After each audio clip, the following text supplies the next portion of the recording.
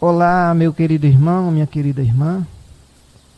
Que prazer, que alegria estar mais uma vez, nesta ocasião, com o propósito de trazer uma reflexão da palavra de Deus para a sua vida. Eu gostaria de ler um texto que se encontra na carta de Paulo aos Romanos, capítulo 1, versículos 16 e 17. Onde a palavra de Deus declara: pois não me envergonho do Evangelho, porque é o poder de Deus para a salvação de todo aquele que crê, primeiro do judeu e também do grego. Visto que a justiça de Deus se revela no Evangelho, de fé em fé, como está escrito: o justo viverá por fé.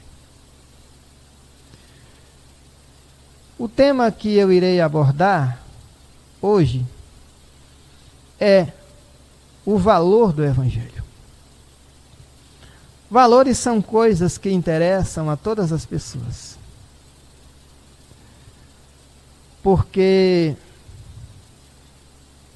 eles estão intimamente ligados a poderes e posses. Por que é que nós gostamos de dinheiro? Porque o dinheiro, ainda que seja representado como notas de papéis, eles representam valores. Por exemplo, se eu pegasse e lhe oferecesse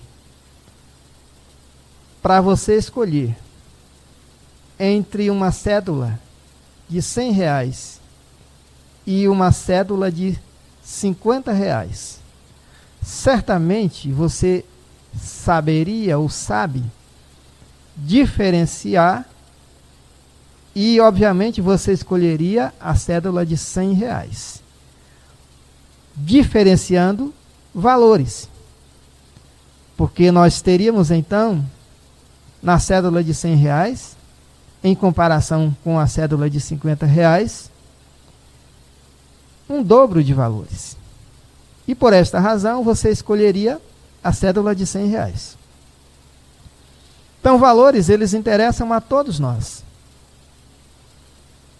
Porque os bens materiais, eles proporcionam poderes. Eles te dão a possibilidade de adquirir coisas que você almeja, realizar coisas que você almeja. Portanto, valores interessam a todos nós. E o Evangelho, ele é valoroso.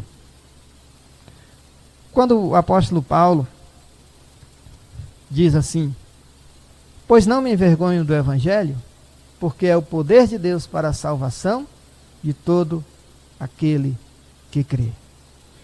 Então ele está representando aqui valor, ele está representando poder. Portanto, o Evangelho é incomparavelmente valoroso. Paulo se refere ao Evangelho como uma possessão valiosa. Em comparação àquilo que ele tinha antes de conhecer a Cristo, com o que ele agora, com o valor que ele agora conheceu, quando conheceu a Cristo. Em Filipenses capítulo 3, versículo 8, ele diz: o que para mim era lucro, eu considerei como perda.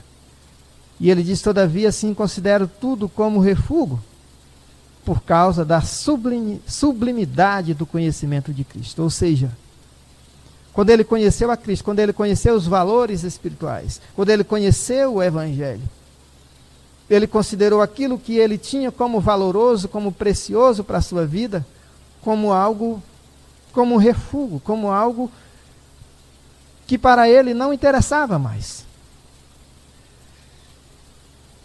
E ele, pensando nisso, ele fala então: eu não me envergonho do Evangelho, porque é o poder de Deus para a salvação de todo aquele que crê. Paulo sabia que seria alto o preço por manter uma posição firme a favor do Evangelho. E isso foi algo que ele fez. E não foi fácil para ele. Assim como não é fácil para aquele hoje que decide então aceitar a Cristo, aceitar o Evangelho na sua vida. Muito embora que ele tenha que pagar um alto preço, muito embora tenha que abrir mão de aquilo que ele tinha como coisas valorosas, irrecusáveis, e agora então decide viver uma nova perspectiva de vida. Então, o apóstolo Paulo, em Atos dos Apóstolos, capítulo 20, versículo 24, ele diz: porém em nada considero a vida preciosa para mim mesmo, contanto que eu cumpra o meu ministério de anunciar o evangelho da graça de Deus. Ou seja, isso chama abnegação. Isso chama abrir mão até da própria vida. Quando Paulo ele fala essas palavras, ele estava em Mileto, próximo a Éfeso, e ele então decide ir para Jerusalém. E quando as pessoas chegam para ele, imploram que ele não vá, é que ele fala isso. E ele diz que sabia que cadeias esperavam ele lá, sabia que ele poderia certamente ser preso por causa de Cristo, por causa do Evangelho, mas ele estava disposto a fazer isso, porque ele queria anunciar o Evangelho da graça de Deus, porque o Evangelho era a coisa mais preciosa na vida dele. Pregar o Evangelho era a tarefa mais sublime, mais preciosa na vida dele.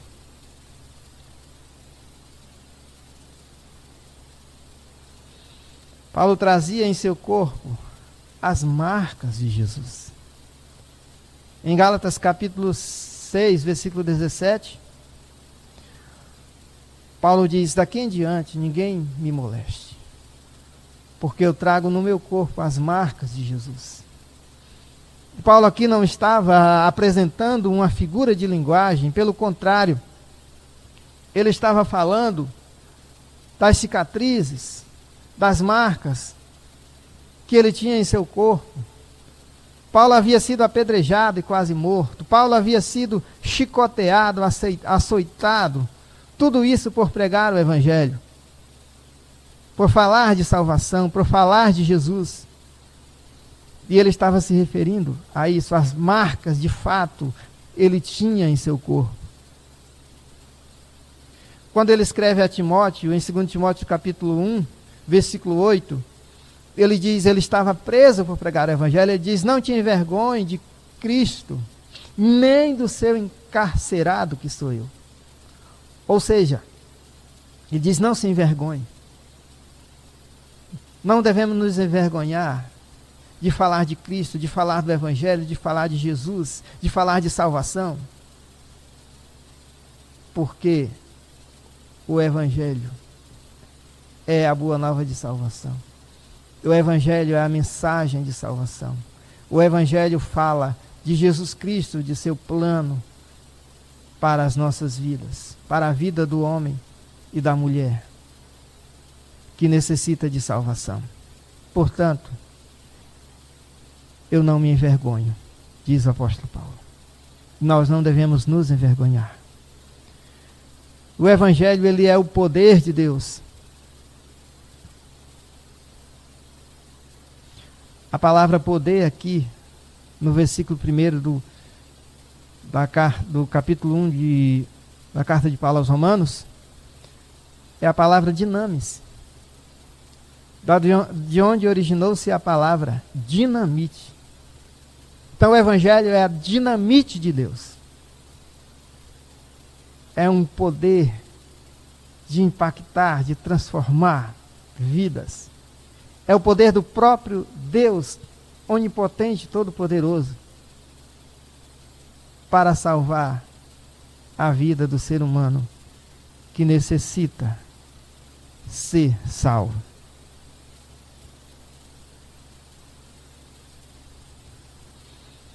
O Evangelho, ele revela o único caminho para a salvação. Em João capítulo 14, versículo 6, Jesus disse: eu sou o caminho, a verdade e a vida. Ninguém vem ao Pai senão por mim. E a mensagem, e o Evangelho ele traz essa mensagem de que Jesus é o único caminho que leva o ser humano, o homem, ao céu. Não há outro caminho, não há outro meio. E em Atos dos Apóstolos, capítulo 4, versículo 12, diz o seguinte: não há salvação em nenhum outro, porque abaixo dos céus não existe nenhum outro nome dado entre os homens, pelo qual importa que sejamos salvos. Não há nenhum outro que possa salvar. Por isso o Evangelho, ele é valoroso.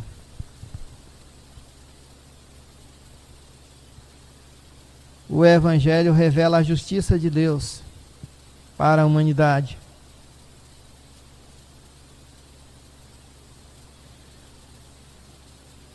Diz que pelo Evangelho a justiça de Deus é revelada de fé em fé, porque está escrito: o justo viverá por fé.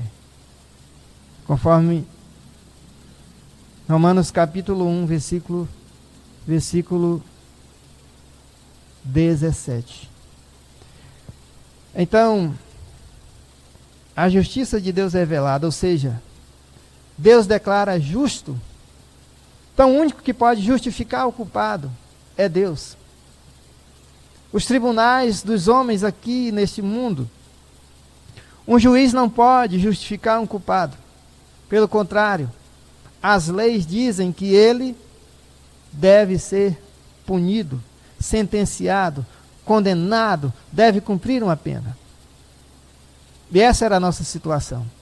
Culpados diante de Deus. Jamais poderemos alcançar a justiça de Deus. E através de Jesus Cristo nós somos declarados justos pela fé nele, pelo seu sacrifício na cruz do Calvário.